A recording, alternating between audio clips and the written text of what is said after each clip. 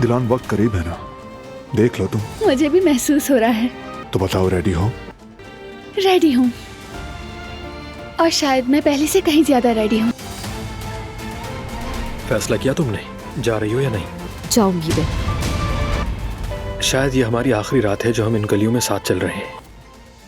यकीनन ये लम्हा भी नहीं भूलूंगी। नई गलियां, नया रास्ता। ठीक है, गुड नाइट।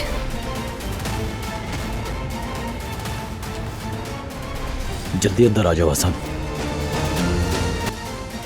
मैं तो समझा तुम मुझे भूल ही गए हो। ऐसा कैसे हो सकता है कि मैं आपको भूल जाऊं? आप लोग मुझे कॉल मत करें, ऐसा ना हो कि पकड़े जाएं। बच्चे की पैदाइश होने वाली है, उसकी तवज्जो किसी और चीज पर जाती ही नहीं। तो बच्चे की आवत में बहुत कम वक्त रह गया है।